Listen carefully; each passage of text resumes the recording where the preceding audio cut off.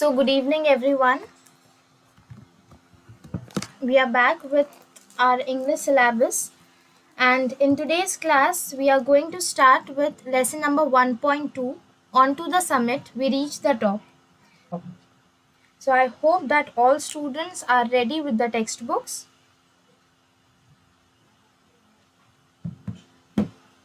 Okay, so it is on page number 15 of your textbook. I request everyone to kindly be ready with a pencil in your hand so that you can mark the meanings. So we are there on page number 16 of your textbook. So on page number 16 you have the introduction of the author, okay, who has written the lesson. You have the introduction of the author. So the name of the author is Tenzing Norgay. Okay, you need to remember the name of the author is Tenzing Norgay. So he was born on 29th May 1914 and he died on 9th May 1986. He was known by birth as Namgyal Wangdi and often referred to as Sherpa Tenzing. He was a Nepali Indian Sherpa mountaineer. He was one of the first two individuals known to reach the summit of Mount Everest, which he accomplished with Edmund Hillary on 29th May 1953. So, children, you have two main characters in this lesson. First is Tenzing Norgay, who is the narrator and who is the author, we can say. And the second main character is Edmund Hillary. So, the story is about these two characters only. So, as we have seen in the introduction, so this is a story of two individuals who were the first ones to reach the summit of Mount Everest, to climb Mount Everest, okay, and they had climbed it on 29th May 1953. So then you can see that the medals which Tenzing Norgay received and in which year he received and by which club or which society he received and for what purpose he received, it is written on the screen. In your textbook also it is there. So he received three medals. One was Tiger Medal, then Star of Nepal, then Padma Bhushan. So all these medals were awarded to Tenzing Norgay. So next we see that Tenzing Norgay describes the climb to the top and all events occurred during the historic climb. So when we climb a mountain and we reach the top, so it is a very historic moment for us when we climb something which is very जब हम कोई ऐसी चीज़ को हासिल कर लेते हैं जो कि बहुत मुश्किल से पाई जा सकती है, so it's a historic thing. So it was historic for Tenzing Norgay also. The article also describes what brought him to climbing mountains. Then यहाँ पे ये जो आर्टिकल हम पढ़ने वाले, जो लेसन हम पढ़ने वाले हैं, उसमें ये भी बताएंगे कि कौन सी ऐसी चीज़ थी जिसने टेंजिंग नॉर्गे को प्रेरित किया कि उन्होंने माउंटेन क्लाइंबिंग जो है करना चाहिए. So I hope that you are clear with the introduction. Now we start with the lesson. Onto the summit, we reach the top.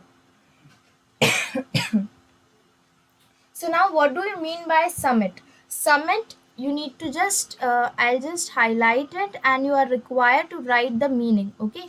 Summit का मतलब होता है peak or the highest point of a mountain. Summit is known as the peak or highest point of a mountain. Mountain की जो चोटी होती है उसको हम बोलते हैं summit.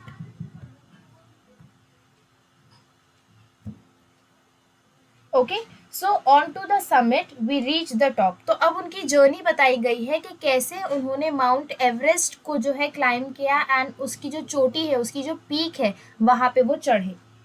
So the lesson is given to you. We will start reading.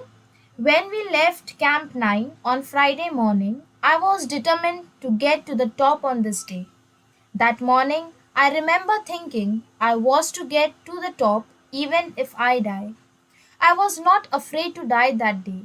We set out early, and all the way from Camp 9 to the peak, we alternated. So alternated का मतलब होता है चेंज्ड प्लेसेस, मीन्स एक जगह से दूसरे जगह places change करना. ऑल्टरनेटेड का यहाँ मतलब होता है कि वो एक जगह रुके नहीं थे, they kept on moving. Okay, so अब उन्होंने यहाँ बताई है फ्राइडे मॉर्निंग में वो जो है जब आप कोई भी माउंटेन क्लाइंब करने जाते हैं तो वहाँ कैंप्स लगते हैं, अलग अलग कैंप्स लगते हैं. सो कैंप 9 जो था सबसे टॉप पे था. ओके, देन कैंप 9 के नीचे होता है camp 8, then camp 7, then camp 6. So ऐसे सबसे टॉप पे जो था दैट वाज कैंप 9.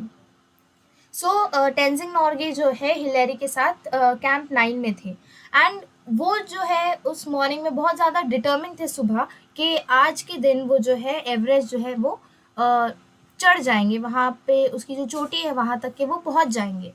एंड वो कहते हैं कि I was to get to the top even if I die.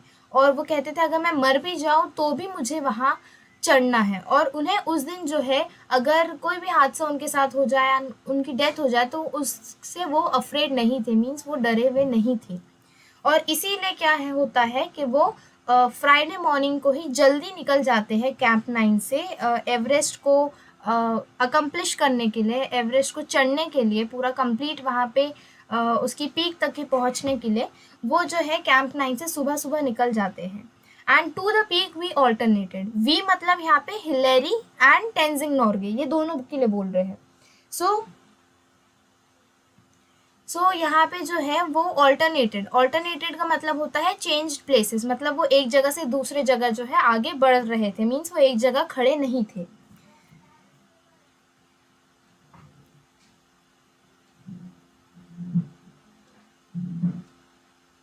So this was the first paragraph. I hope there is no problem to anyone.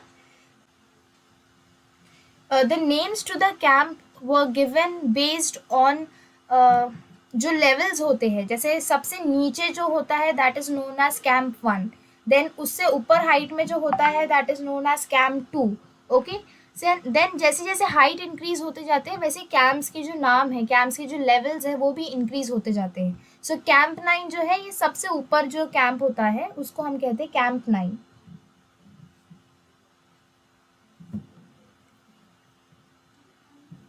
Then next is I would take the lead and then Hillary.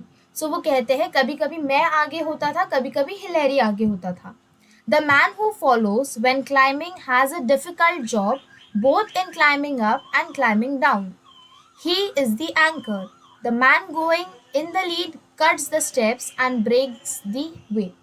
So अब वो कह रहे हैं कि वो इंसान जो किसी को फॉलो कर रहा था या किसी के पीछे हो रहा था, तो वो जो है बहुत डिफ़िकल्ट बात होती है किसी के लिए कि जब वो उतरते हैं या चढ़ते हैं तो किसी को फॉलो करना जो है वो बहुत मुश्किल होता है.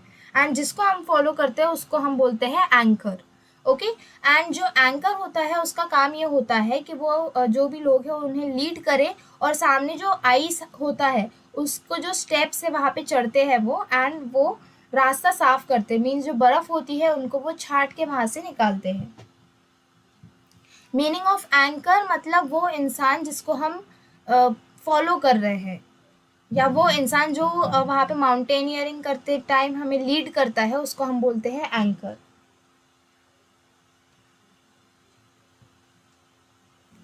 Children, please see that you put only sensible things in the chat box.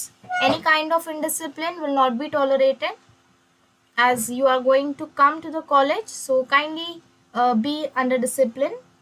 Everything is noted by the online department, even if you are coming online and attending the classes. So please don't feel that if you are not, if you are coming online, so you can do anything. So kindly behave yourselves when you are there on the online platform also.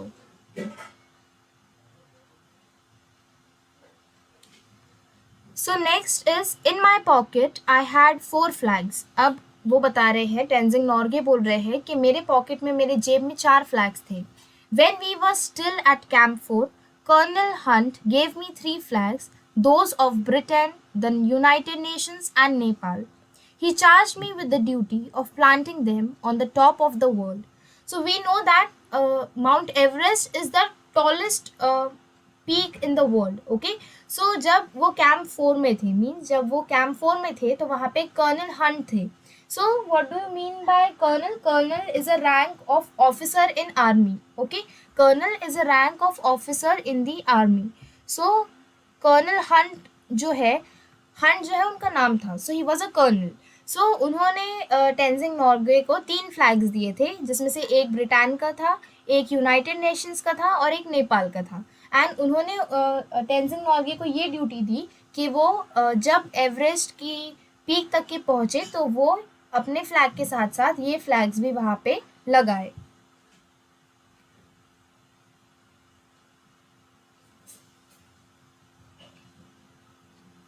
These 3 flags are in your care, he said. When you and Hillary reach the top, put them at the peak. I'm sure that you and Hillary are going to do it.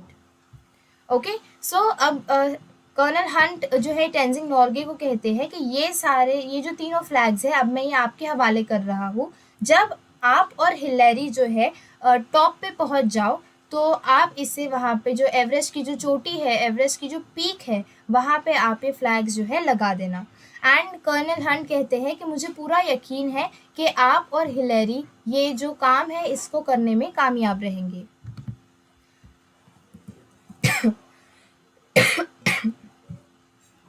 So here we have completed page number 16. Now we move on to page number 17.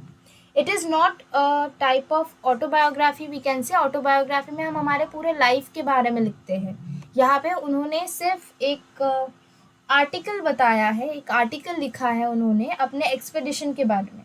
So expedition means journey which is taken by a group of people to climb a mountain or especially for something to be explored. So उसको हम बोलते हैं expedition. So we can say that this is only an article which he has written on his expedition to Mount Everest.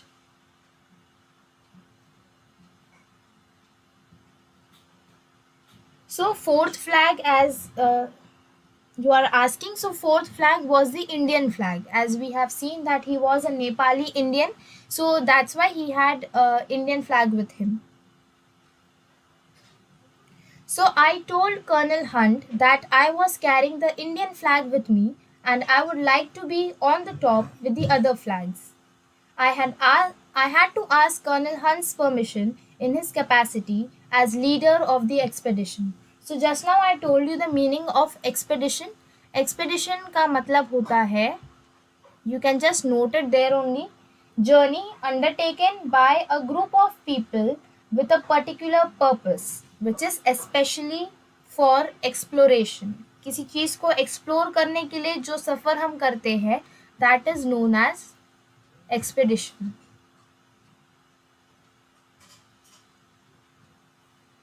So colonel Hunt को जो है टेंजिंग नॉर्गे कहते हैं कि मैं ऑलरेडी इंडियन फ्लैग जो है अपने साथ कैरी कर रहा हूँ एंड अब आप ये 3 फ्लैग्स मुझे दे रहे हैं तो मैं ये सारे फ्लैग्स को जो है लेके जाके एवरेस्ट के पीक पे लगाना चाहूँगा. एंड उन्हें ये चीज़ की परमिशन जो है कर्नल हंट से लेनी ज़रूरी थी because he was the leader of the expedition. जो उनका जो सफ़र था उसके वो हेड थे colonel Hunt. So then here comes the starting in which he has explained about the Indian flag. जो Indian flag उनके पास था उसके बारे में अब वो बताते हैं. I'll just repeat the meaning of expedition. Expedition is a journey undertaken by a group of people with a particular purpose, especially for exploration.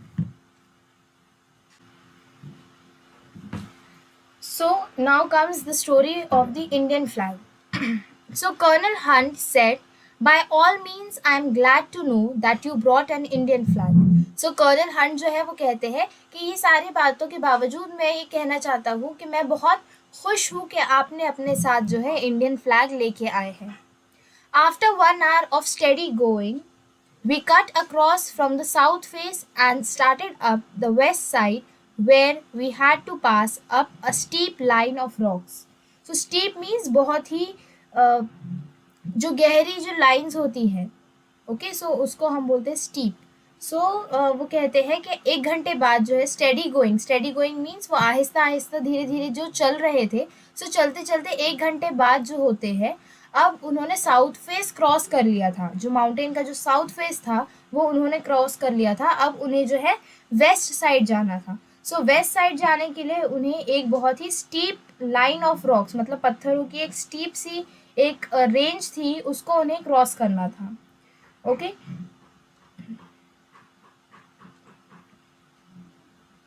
So steep we can say just mountain slopes जो होते हैं ना, बहुत गहरे जो slopes होते हैं उनको हम बोलते हैं स्टीप। सो ऐसे वहाँ पे जो रॉक्स थे उनकी एक स्टीप सी लाइन थी, गहरी सी लाइन थी। सो उन्हें वो क्रॉस करना था, which was very dangerous. This was slow and difficult, and उन्हें जो वेस्ट साइड है जिसमें पत्थर थे, स्टीप लाइन ऑफ रॉक्स थी, सो वो क्रॉस करने में उन्हें बहुत टाइम लगा था, और वो एक बहुत ही डिफ़िकल्ट टास्क था, बहुत ही मुश्किल काम था। Once we had cleared these, there was nothing barring our way to the top but a snow covered incline, sloping less and less as it neared the top. So barring means होता है, barring का मतलब होता है exception.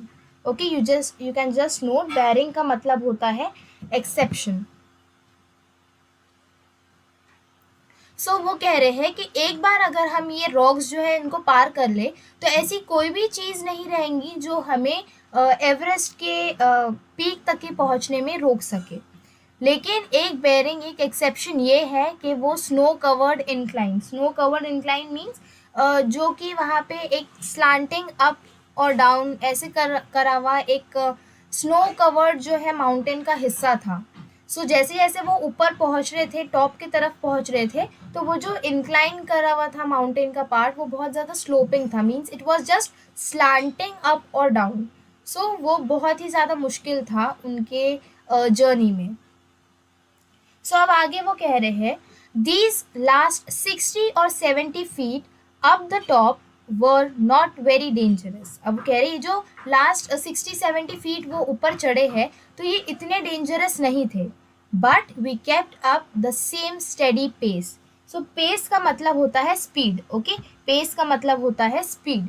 सो वो कह रहे हैं कि ये उतने डिफिकल्ट नहीं थे, फिर भी जो है आगे का सफ़र तय करने के लिए हमने वही जो स्टेडी हमारी जो स्पीड थी हमने उसे मेंटेन किया।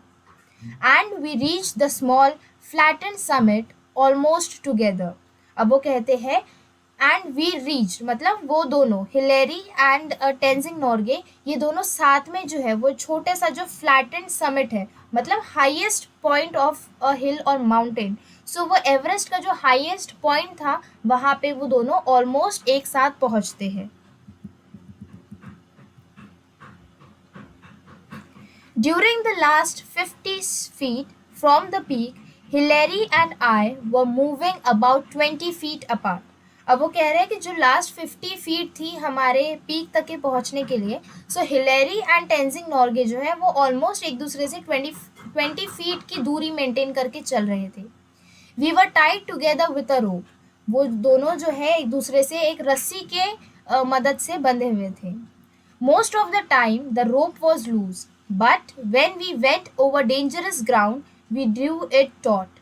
So अब वो कह रहे हैं कि ज़्यादातर जो है वो रोप जो है ढीली थी, लूज थी, लेकिन जब हम डेंजरस ग्राउंड के ऊपर चलने लगे तो हमने उसे टॉट किया। टॉट का मतलब होता है स्ट्रेच्ड और पुल्ड टाइट। आप लोग लिख सकते हैं टॉट रेफर्स टू स्ट्रेच्ड और पुल्ड टाइट, मतलब जब वो डेंजरस प्लेसेस के पास पहुंचते थे या उन्हें लगता था कि यहाँ डेंजर है, सो वो उसे खींच लेते थे, उस रस्सी को वो टाइटली पुल कर लेते थे। Then this rope was a symbol, it tied us together, one could not move without the other, we were not two individuals but a team. So अब वो कह रहे कि ये रोप जो है एक सिंबल था टीम वर्क का, ये इसने हम दोनों को बांध के रखा था। अगर ये जो रोप से हम बंधे थे तो इसमें ऐसा नहीं था कि हम कोई एक रुक जाए या एक आगे बढ़ जाए, हम दोनों जो है इंडिविजुअल्स की तरह नहीं बल्कि एक टीम की तरह हम जो समिट है वहाँ तक के पहुँचना चाहते थे। I have been asked many times who was first. When we were within reach of the summit, I did not think of who was going to be the first. I am sure that Hilary was not thinking that. Climbing takes all your attention. You have many more important worries. अब वो कहते हैं कि मुझे कई बार लोगों ने पूछा है कि आप दोनों में से पहले कौन पहुंचा। तो वो कहते हैं कि जब वो समिट की तरफ पहुंच रहे थे, जब वो वहाँ पहुंचना चाह रहे थे, सो वहाँ पे उन्होंने ये नहीं सोचा कि हम दोनों में से कौन फर्स्ट रहेगा। और वो कहते हैं मुझे लगता है कि हिलेरी ने भी ये नहीं सोचा होगा कि हम दोनों में से पहले कौन पहुंचने वाला है, क्योंकि क्लाइंबिंग जो है, जब हम माउंटेन क्लाइंब करते हैं तो वो बहुत डेंजरस चीज़ होती है। सो क्लाइंबिंग करते करते ही हमारा पूरा ध्यान जो है सिर्फ वही लगा रहता है, एंड हमें बाकी सारी चीज़ों के बारे में सोचने का टाइम ही नहीं मिलता है।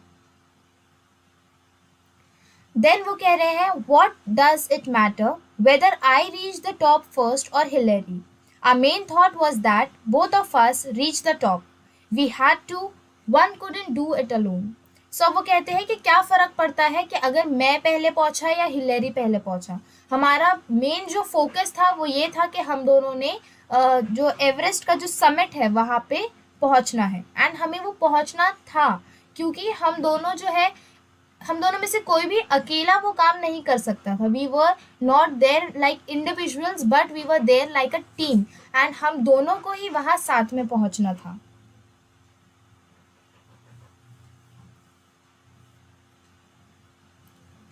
Then, if there had been a difference of 1000 feet between us, then one could make the claim that he was first. But even then, only the man behind him could confirm the distance between the two of them. So अब वो कह रहे हैं कि अगर दो लोगों के बीच में 1000 फीट का डिस्टेंस होता तो ही हम बोल सकते हैं कि वो पहले पहुंचा और ये दूसरा पहुंचा। लेकिन ये देखने के लिए भी कि उनके बीच में कितना डिस्टेंस है, तो वहाँ पे एक तीसरे इंसान की मौजूदगी जो है वो होनी चाहिए, मीन्स तीसरा इंसान जो है वहाँ प्रेजेंट होना चाहिए। So this was the second page, page number 17. Now we move on to page number 18. When we reached Kathmandu, we discovered that a controversy had arisen. So अब वो कहते हैं कि जब वो एवरेस्ट को उन्होंने हासिल कर लिया, एंड वहाँ से जब वो वापस आते हैं, काठमांडू पहुँचते हैं, सो उन्होंने ये देखा कि कंट्रोवर्सी शुरू हो गई थी। कंट्रोवर्सी मीन्स अ प्रोलॉन्ग्ड पब्लिक डिसएग्रीमेंट और हीटेड डिस्कशन, मीन्स आपस में जो है बहुत ज़्यादा डिसएग्रीमेंट का एक डिस्कशन होता है, सो उसको हम कहते हैं कंट्रोवर्सी। सो वो शुरू हो गई थी। We talked it over, Hillary, colonel Hunt and I. So वो कहते हैं कि उस कंट्रोवर्सी के बारे में हम लोग बात करते थे। तो कौन लोग बात करते थे? Tenzing Norgay, Hillary and colonel Hunt. We agreed that all the talk was childish, and वो लोग अग्री करते हैं कि जो भी वहाँ पे उनके बारे में जो कंट्रोवर्सीज चल रही थी, सो वो चाइल्डिश थी। तो चाइल्डिश का मतलब होता है सिली और इमेच्योर। सिली और इमेच्योर, चाइल्डिश का मतलब होता है सिली और इमेच्योर। तो वो कहते थे कि ये सारी जो कंट्रोवर्सीज चल रही है, they are just silly and immature. So we made a pact and each of us signed it in the office of the prime minister of Nepal. Each one signed his own statement. I have a copy of Hillary's statement which I carry in my pocket. So अब वो कहते हैं कि ये सारी जो controversies हो रही थी, सो इसके बाद उन्होंने जो है एक पैक्ट साइन किया। पैक्ट का मतलब होता है अ फॉर्मल अग्रीमेंट। दो लोगों के बीच में या दो पार्टीज के बीच में जो एक फॉर्मल अग्रीमेंट होता है किसी बात को लेके, सो उसे हम कहते हैं पैक्ट। सो उन दोनों के बीच में एक पैक्ट साइन होता है जो कि उन्होंने प्राइम मिनिस्टर ऑफ नेपाल के ऑफिस में साइन किया था। एंड हर दोनों के पास जो है एक दूसरे के स्टेटमेंट की कॉपी होती थी। जैसे कि हिलेरी के पास टेंजिंग नॉर्गे की होती थी, तो वैसे ही टेंजिंग नॉर्गे के पास हिलेरी के स्टेटमेंट की भी कॉपी थी, जो कि उनके जेब में थी, उनकी पॉकेट में थी। सो इट रीड्स, अब वो स्टेटमेंट जो है वो बताता है उसके स्टेटमेंट में क्या लिखा था हिलेरी ने, सो वो हम पढ़ेंगे। इट रीड्स काठमांडू जून 22, 1953। यहाँ पे प्लेस दी है एंड डेट एंड ईयर दिया हुआ है कि किस दिन उन्होंने वो स्टेटमेंट रिकॉर्ड किया। Okay, so you need to remember that they had recorded the statement in Kathmandu on June 22, 1953. So on May 29th, Tenzing Sherpa and I left our high camp on Mount Everest for our attempt on the summit. अब वो कहते हैं 29 मई को जो है टेंजिंग नॉर्गे यानी कि टेंजिंग शेरपा, उनको शेरपा बुलाया जाता था. So we'll just call him as Tenzing Norgay. So Tenzing Norgay and Hillary जो है वो कहते हैं कि हम दोनों जो है हमारा जो कैंप 9 है वहाँ से माउंट एवरेस्ट की समिट तक के पहुँचने के लिए हमने हमारा सफ़र जो है शुरू किया. As we climbed upwards to the south summit, first one and then the other would take a turn at leading. So वो कह रहे हैं कि जब वो साउथ समिट मीन जो साउथ साइड था वहाँ पे क्लाइंब करते थे तो पहले एक इंसान लीड लेता था, देन हम लीड जो है चेंज करते थे. ओके, सो लीड जो है आपस में हम शेयर करते थे, कभी टेंजिंग आगे होते थे तो कभी हिलेरी आगे होते थे. So we crossed over the south summit and moved along the summit ridge. So ridge का मतलब क्या होता है? A long narrow piece of raised land. मतलब बहुत ही ऐसे ऊंचे जो लैंड होता है उसका एक नैरो पीस, मतलब एक छोटा सा हिस्सा जो कि बहुत ही लॉन्ग नैरो रेज्ड लैंड से बना हुआ हो. सो देन वो कहते हैं कि हमने साउथ समिट क्रॉस किया एंड हम वो समिट रिज के पास पहुंचे. रिज हमने यहाँ पे अगेन आपको बताया a long narrow piece of raised land. So ये सारी जो मीनिंग्स है आपको सिर्फ मीनिंग्स नोट करना है, बाकी तो हम आपको समझा रहे हैं. सो आपको ये भी समझना है बिकॉज कभी अगर आपसे क्वेश्चंस पूछे जाए, एक्टिविटीज़ तो आपको आएंगी ये लेसन पे बेस्ड. सो आपको खुद अपने अंडरस्टैंडिंग से आंसर्स बताना आना चाहिए एंड आपको ये पता होना चाहिए कि एग्जैक्टली जब हमने पढ़ा था तो कौन सी चीज़ के बारे में बात हुई है, कौन सी चीज़ के बारे में नहीं हुई है, सो दैट जब आपका एग्जाम होने वाला है so you will be able to answer the questions which will be given to you. So we reached the summit almost together. अब वो कह रहे हैं कि हम लोग जो है समिट जो है एवरेस्ट की जो चोटी है वहाँ पे हम दोनों साथ में पहुँचे. We embraced each other, overjoyed at our success. Then I took photograph of Tenzing holding aloft the flags of Great Britain, Nepal, the United Nations and India. सो अब वो कह रहे हैं कि जब हम लोग समिट पहुँचे, मतलब जब हम लोग उस पीक पे पहुँचे सो हमने एक दूसरे को एम्ब्रेस किया मतलब गले लगना एंड किसी को ज़ोर से मतलब ऐसे पकड़ना. So that is known as embraced.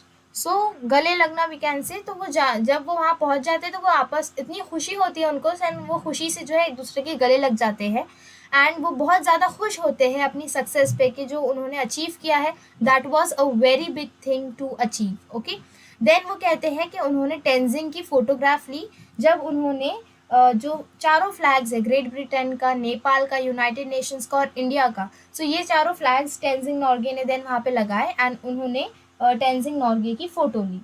Aloft का मतलब होता है अप इन द एयर, मतलब आसमान में उन्होंने जब वो फ्लैग्स को फहराया सो तब उन्होंने हिलेरी ने टेंजिंग नॉर्गे की फ़ोटो खींची. Then signed E.P. हिलेरी. सो ये उनका स्टेटमेंट था एंड उसके बाद जो है एडमंड हिलेरी ने साइन किया. There is another paper like this in English signed by me. और ऐसा ही एक पेपर था जो कि इंग्लिश में लिखा था जो कि टेंजिंग नॉर्गे ने साइन किया था. Thus we will not take part in any controversy.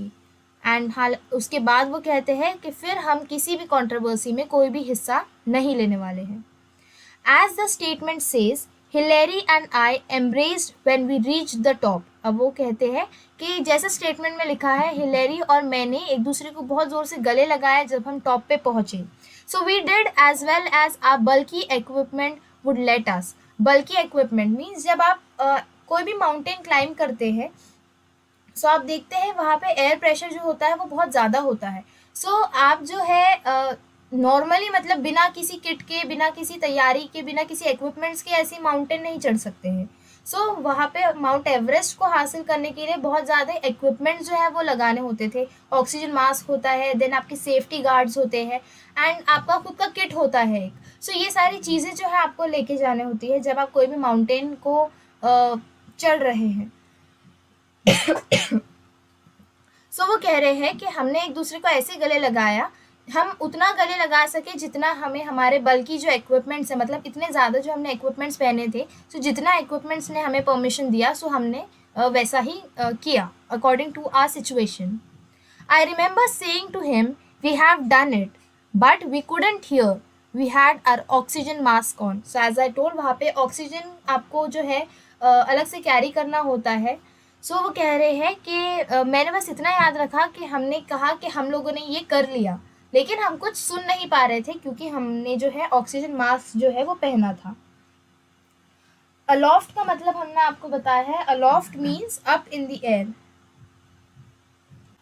Then here the story of the Indian flag ends. Okay, now we have the topic of first thought. मतलब उन्होंने सबसे पहले क्या सोचा. So my first thought on reaching the top was a sense of gratitude to God that after having failed 6 times, He had blessed me with fulfillment of this desire I held so long. अब वो कह रहे हैं कि सबसे पहले उन्होंने क्या सोचा जब उन्होंने उस समिट को हासिल किया. वो कह रहे हैं कि जब वो टॉप पे पहुंचे तो उन्होंने गॉड को जो है एक फीलिंग ऑफ ग्रैटिट्यूड थी उनके लिए गॉड के प्रति. ग्रैटिट्यूड का मतलब होता है feeling of thankfulness, feeling of being thankful to someone. वो किसको थैंकफुल थे? वो गॉड को थैंकफुल थे कि 6 बार फेल होने के बाद भी उन्होंने उनका ये जो सपना था, जो उनका ख्वाब था एवरेस्ट हासिल करने का, एवरेस्ट की पीक पे चढ़ने का, तो वो डिज़ायर उनका जो है गॉड ने पूरा किया. सबसे पहले जो है वो अपना ग्रैटिट्यूड जो है, अपना जो थैंकफुलनेस है वो गॉड के प्रति दिखाते हैं. I placed on the summit the offerings to God that I had carried with me. जब वो वहाँ चोटी पे पहुँचते हैं उन्होंने कुछ ऑफरिंग्स लेके गई थी जो वो गॉड को चढ़ाना चाहते थे, जो कि उन्होंने अपने साथ कैरी किया था. This is in accord with my religion. In accord with means in agreement with. उनके रिलीजन के अकॉर्डिंग उन्होंने वहाँ पे जो चढ़ावा था वो लेके गया था. Both my wife and I R Buddhist. वहाँ पे वो बताया है कि टेंजिंग नोर्गे एंड उनकी वाइफ जो है वो बुद्धिस्ट थे. उन्होंने अपने रिलीजन के अकॉर्डिंग जो है वहाँ पे जो चढ़ावा है वो लेके गए थे. I could not kneel because of my clothes and equipments, but I offered a silent prayer in my heart. अब वो कह रहे कि वो नील नहीं कर सकते थे. नील मतलब घुटनों के बल झुकना. वो नील नहीं कर सकते थे, लेकिन फिर भी उन्होंने वहाँ पे एक साइलेंट प्रेयर जो है अपने दिल में गॉड के प्रति ऑफर की. देन वो अपनी ऑफरिंग्स के बारे में बता रहे हैं कि क्या क्या ऑफरिंग्स थे. वो अपने ऑफरिंग्स के बारे में बता रहे हैं. दी ऑफरिंग्स वो biscuits, candy and a little blue pencil. ये 3 जो है उनकी ऑफरिंग्स थे. ओके, ये 3 ऑफरिंग्स थे उनकी, बिस्किट्स, कैंडीज एंड एक छोटी सी ब्लू कलर की पेंसिल. अब यहाँ पे वो अपने डॉटर के बारे में बता रहे हैं. My youngest daughter Nima had given me the pencil before I left home. जब वो अपने ये एक्सपेडिशन के लिए निकल रहे थे तो उनकी जो सबसे छोटी बेटी है नीमा, उसने उन्हें वो पेंसिल दिया था. She asked me to put it on the top of the mountain as her offering. And वो कहते हैं कि मेरी बेटी ने मुझे कहा कि मैं इसे एवरेस्ट के समिट पे जाके चढ़ा दूँ. एज हर ऑफरिंग मीन्स उनकी बेटी की तरफ से गॉड के लिए ऑफरिंग जो है उन्होंने भेजा था. It was an ordinary blue pencil, not even a long one, but it was one of her prized possessions. Prized possessions मतलब क्या होता है? Prized possessions means something which is very important. कोई चीज़ जो आपके लिए बहुत ज़्यादा important है. It can be anything. Okay, like उनकी बेटी के लिए वो पेंसिल जो थी उस समय बहुत ज़्यादा important थी. इसलिए उसने वो चीज़ जो है गॉड को ऑफर करने के लिए दिया. Prized possession means something which is very important. Next we move on to page number 19. Okay, we have already started page number 19. As I put it down, I pointed it out to Hilary. He gave me a big smile, showing that he understood. जब वो pencil जो है वो छोटी सी pencil वहाँ पे जब वो रखते हैं वो हिलेरी को पॉइंट आउट करते हैं, हिलेरी को वो चीज़ दिखाते हैं. हिलेरी जो है उसे देख के बहुत बड़ी स्माइल देते हैं एंड वो समझ जाते हैं कि उनकी बेटी नीमा ने जो है उन्हें ये ऑफरिंग के तौर पे पेंसिल दी है. Then I got out the flags which I had on piece of string about 4 feet long. Then वो जो है फ्लैग निकालते हैं जो कि एक स्ट्रिंग से बंधी होती है. सारे फ्लैग्स जो है 4 फीट बड़ी लंबी जो स्ट्रिंग है उसमें वो चारों फ्लैग्स बंधे होते हैं. देन वो उसे निकालते हैं. I fastened one end to my ice axe and Hilary took pictures as I held it up. सो वो कहते हैं जो आइस एक्स मतलब वो एक टाइप का टूल होता है जिससे जो है बर्फ को हम तोड़ते हैं. एक्स का मतलब होता है कुल्हाड़ी. सो आइस एक्स मीन्स वो कुल्हाड़ी जो बर्फ तोड़ने के लिए यूज की जाती है. सो उन्होंने एक जो स्ट्रिंग का जो हिस्सा है उस उन्होंने अपने आइस एक्स पे बांधा एंड एक अपने हाथ में पकड़ा, ऊपर उठाया उन्होंने, एंड उसके बाद जो है हिलेरी ने उनकी फोटोज क्लिक करी. As I had to bring my ice axe down with me, I buried one end of the string in the ice on the top and the other in the snow on the slope down below. When we left, they were lying flat against the summit. So वो कहते हैं कि जैसे कि उन्होंने अपना ice axe जो है उनके साथ वापस नीचे ले जाना था, तो उन्होंने एक स्ट्रिंग जो है फ्लैट का जो स्ट्रिंग था, एक एंड उसका उन्होंने जो टॉप पे जो बर्फ था उसमें गाड़ दिया, एंड दूसरा जो था जो डाउन जो स्लोप था, नीचे की तरफ जो स्लोप था उसमें जो बर्फ थी उसमें उन्होंने दूसरा जो एंड है उसका वहाँ पे मतलब बर्फ के नीचे दबा दिया. सो जब वो नीचे उतरते हैं, जब वो वहाँ से वापस अपने बेस की तरफ जाने के लिए निकलते हैं, सो वो पीछे पलट के देखते हैं तो उनको जो उन्होंने फ्लैग्स लगाए हैं, सो फ्लैग जो है उस एवरेस्ट की पीक पे जो है लगे हुए नजर आते हैं. I was very thirsty. I took out a water tumbler for a drink, but found the water in the metal container had frozen, so I couldn't quench my thirst. I ate some biscuits and offered some to Hilary.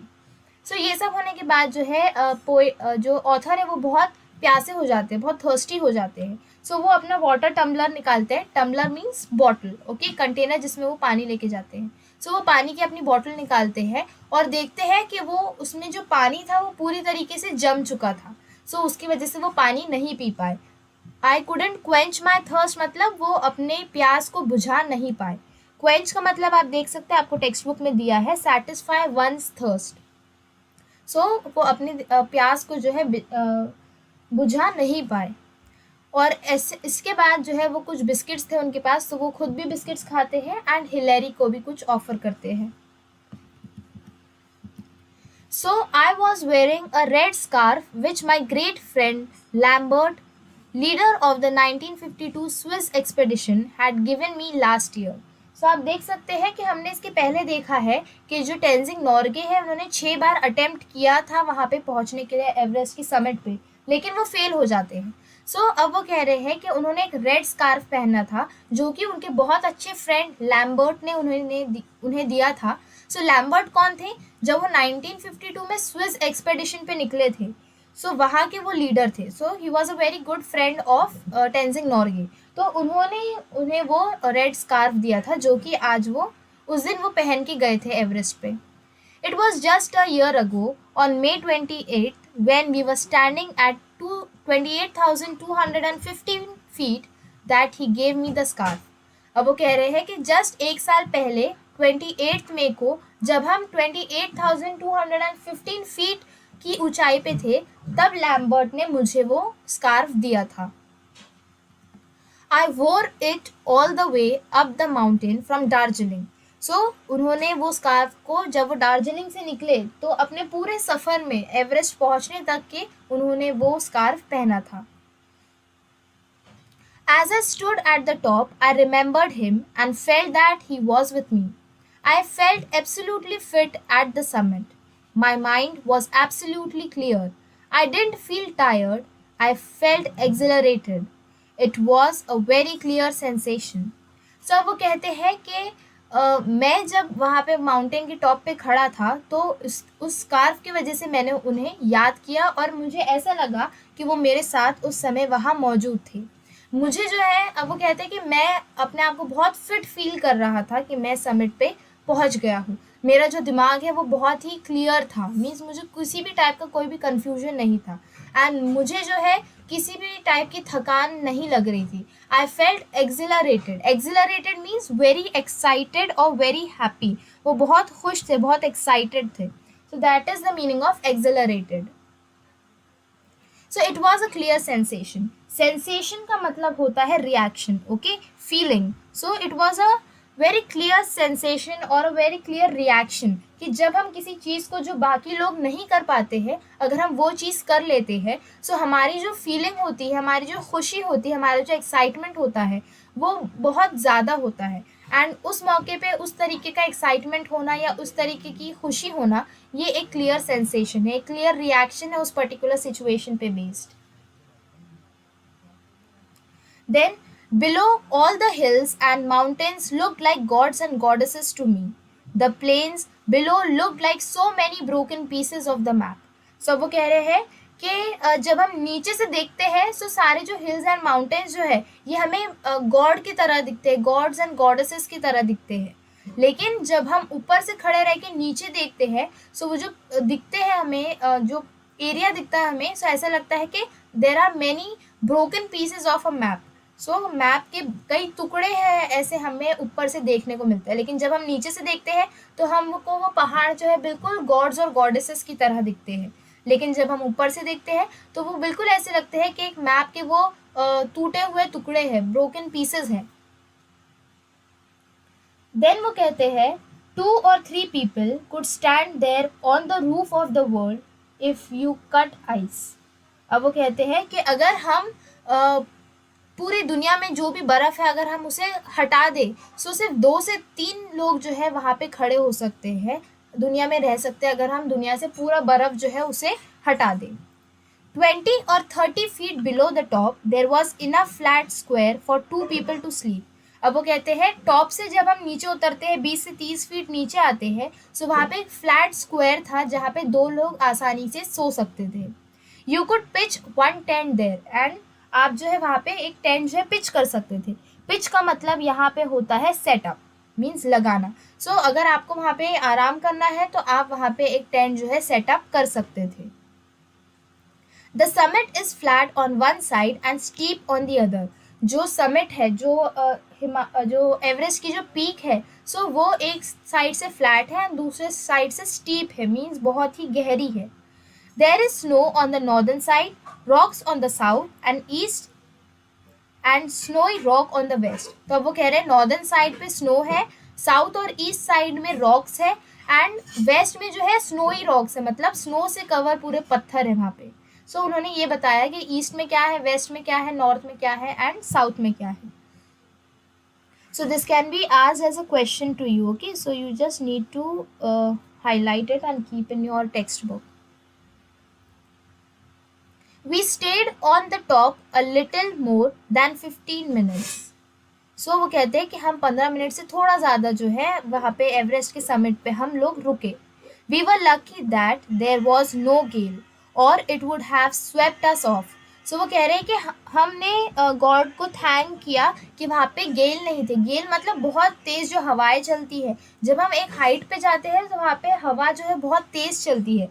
सो हमने God को thank किया, हमने अपने आप को बहुत lucky समझा कि वहाँ पे उस तरीके की तेज़ हवाएं नहीं चल रही थी, क्योंकि अगर तेज़ हवाएं चलती तो हम जो है उन हवाओं में कहीं खो जाते, वो हवा जो है हमें उड़ा के कहीं ले जाती। सो आप देखते हैं कि जब कोई भी माउंटेनियरिंग करता है, सो वहाँ पे कभी ऐसे इंसिडेंट्स होते हैं कि वहाँ पे तूफ़ान आ जाता है, मतलब बर्फ़ का जो तूफ़ान होता है वो बहुत डेंजरस होता है, एंड वैसे बहुत ज़ोर से जब स्नोफॉल होती है तब वो तूफ़ान आते हैं।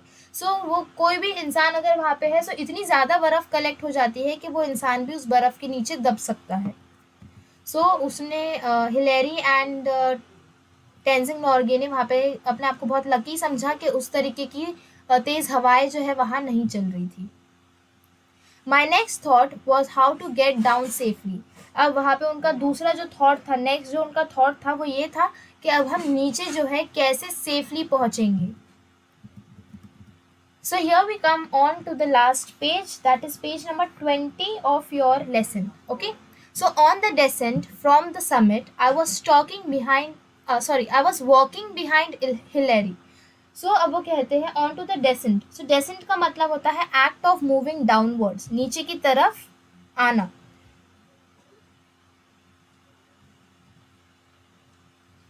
सो ही सेइंग कि जब हम नीचे की तरफ उतर रहे थे उस समिट से, सो मैं हिलेरी के पीछे चल रहा था। I was following him and holding the rope tightly and my determination was to make sure he descended safely.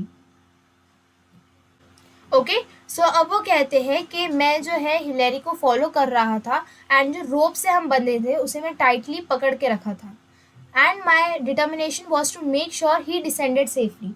तो उनका ध्यान जो था इस चीज़ में भी था कि उनके साथ साथ हिलेरी जो है वो भी साथ में सेफली नीचे उतरे, अपने बेस की तरफ सेफली पहुँचे. I must say that the climb down was more difficult and dangerous than the climb up. अब वो कहते हैं कि मैं ऐसा समझता हूँ कि ऊपर चढ़ना जो है ज़्यादा इजी होता है, लेकिन जो नीचे उतरना है तो वो बहुत ज़्यादा डेंजरस और बहुत ज़्यादा डिफ़िकल्ट होता है नीचे उतरना एज कम्पेयर टू ऊपर चढ़ना. So if you slip down, you would go into Kangshang Glacier and there would be no trace left of you. अब वो कहते हैं कि अगर आपका पैर वहां से फिसल जाता है सो डायरेक्टली आप कैंशंग जो ग्लेशियर है वहां पे पहुंच जाते हैं. वहां पहुंचने के बाद आपका कोई भी पता जो है नहीं रहता है. मतलब अगर आप वहां पहुंच गए, वहां आप गिर गए तो आप कहाँ से निकलेंगे, कहाँ जाएंगे, उसका कोई भी अता पता नहीं रहता है. कोई भी फिगर आउट नहीं कर सकता है कि आप कहाँ गए हैं. So again what do you mean by glacier? So glacier का मतलब होता है large accumulation of crystalline ice, snow and rocks. मतलब बहुत ज़्यादा जो क्रिस्टल फॉर्म में जो आइस होता है उसका एक अक्यूमुलेशन, एक इकट्ठा हो जाता है वहाँ पे वो आइस. सो वो स्नो एंड रॉक्स, ये तीनों का जो अक्यूमुलेशन होता है उसको हम बोलते हैं ग्लेशियर. सो ऐसे ही वहाँ पे बोला गया है. देन नेक्स्ट अब वो लास्ट पार्ट बताते हैं, मोर कॉशन नीडेड. कॉशन का मतलब होता है केयर, ध्यान. ओके, सो अब वो कहते हैं कि और ज़्यादा ध्यान जो है हमें देना था. So of course it took less time climbing down but you needed more हुज़ेर. हुज़ेर का मतलब होता है कॉशन. ओके, सो अब वो कहते हैं कि ये तो जाहिर सी बात है कि नीचे उतरते टाइम हमें बहुत कम टाइम लगता है, लेकिन आपको जो है बहुत ज़्यादा सावधान रहना है, आपको बहुत ज़्यादा केयर करनी होती है जब आप नीचे उतरते हैं. When I reached Camp 9, my first thought was, thank God we have been spared an accident. And if up to now there have been no accidents, I hope there will be none in future. I had always prayed to God and He had saved me. सो अब यहाँ पे वो कह रहे हैं कि यहाँ पे वो उतरते उतरते कैंप 9 वापस पहुँच जाते हैं. सो जब वो वहाँ पहुँचते हैं तो सबसे पहला थॉट जो उनके दिमाग में आता है वो ये है कि वो गॉड को थैंक करते हैं कि उन्होंने कोई भी टाइप की दुर्घटना या कोई भी टाइप का एक्सीडेंट जो है नहीं करा. एंड बहुत अच्छे से जो है उन्होंने समिट से लेके कैंप 9 तक के जो टेंजिंग नॉर्गे है और हिलेरी है, इनको मतलब बहुत अच्छे से सुरक्षित तरीके से ऊपर से नीचे यहाँ तक के ला दिया है. अब वो कहते हैं कि मैं यही होप करता हूँ कि कोई भी एक्सीडेंट्स ना हो हमारे पूरे तरीके से बेस पहुँचने तक. और वो कहते हैं कि वो हमेशा जो है गॉड से प्रे करते थे एंड वो हमेशा उनकी जो प्रेयर है उसे सुनते थे एंड उन्हें हमेशा सेफ रखते थे. At camp 9 Hillary and I were in no mood for any talking. So camp 9 जब वो पहुँचते हैं सो हिलेरी एंड उनका बिल्कुल भी मूड नहीं रहता है किसी भी टाइप की बात करने के लिए. We just attended to our own things. वो जो भी उनका चीज़ें उनके उसमें चल रही थी बस वो उतनी ही चीज़ों पे ध्यान दे रहे थे, उतनी ही चीज़ें कर रहे थे. We stayed there about half an hour and drank it. Just a minute. We stayed there about half an hour. We boiled some snow to make lemon water and drank it. सो वहाँ पे camp 9 में वो तकरीबन आधा घंटा रुकते हैं. वहाँ पे वो कुछ स्नो को बॉईल करते हैं एंड उससे वो नींबू पानी बनाते हैं एंड उसे पीते हैं. When we left, we took only our sleeping bags and left everything else behind in the tent.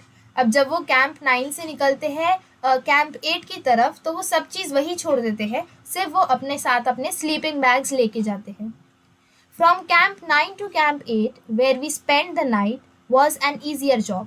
So अब कैंप 9 से कैंप 8 पहुँचने का जो रास्ता था वो बहुत ईजी था एंड उन्होंने वहाँ पे जो है एक रात अपनी गुजारी. Just above Camp 8 were the flushed their faces with joy. मतलब उनके फेसेस पे उनको देख के बहुत ज़्यादा खुशी हो गई थी उन्हें. सो वो कह रहे हैं कि जब वो कैंप 8 पे पहुंचते हैं, वहाँ से वो थम्स अप ऐसे करके दिखाते हैं. So CWF Noyce and WG Lowe. So यहाँ पे CWF का फुल फॉर्म है, मीन्स वो नाम है किसी का, एंड उनका पूरा नाम है Cuthbert Wilfrid Francis Noyce, and WG Lowe का नाम है वेलेस जॉर्ज लॉव. सो वो दोनों जो है बहुत ज़्यादा खुश हो जाते हैं हिलेरी और टेंजिंग नॉर्गे को देखकर. In this way, I was able to tell them of our success. और इसी तरीके से मीन्स वो थम्स अप करके अपना हाथ घुमा के जो है हिलेरी टेंजिंग नॉर्गे जो है वो अपने सक्सेस की जो स्टोरी है वो उन्हें बता सकते थे.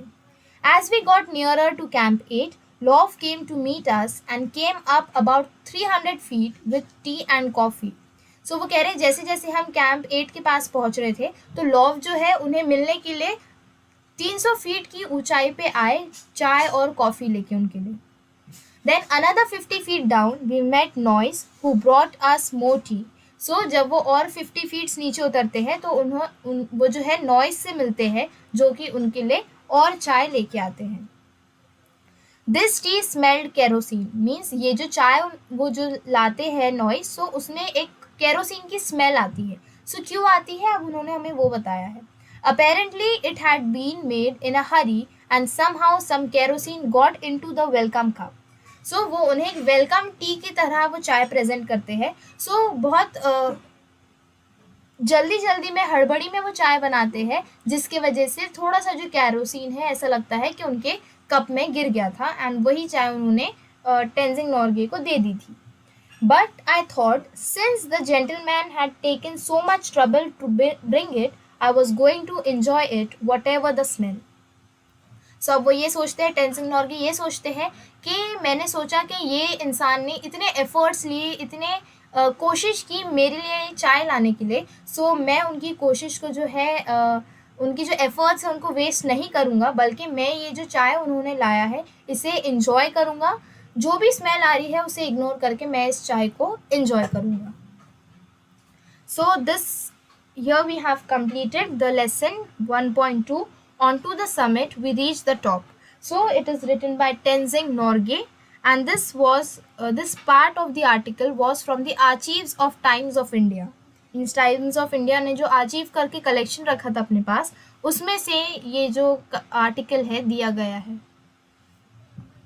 So here we have completed with the lesson 1.2 onto the summit we reached the top. So now we shall end with our class, and you are requested that as we have completed the lesson, the explanation of the lesson, you are requested to kindly solve the question and answers which are given to you at the end and at the beginning of the lesson, so that it will be better for you that when you get the question paper in your hand at the time of examination, so you will be able to solve it very well. And now we shall end with our class. So thank you everyone for joining. We'll meet you all in the next class. Till then, goodbye and take care.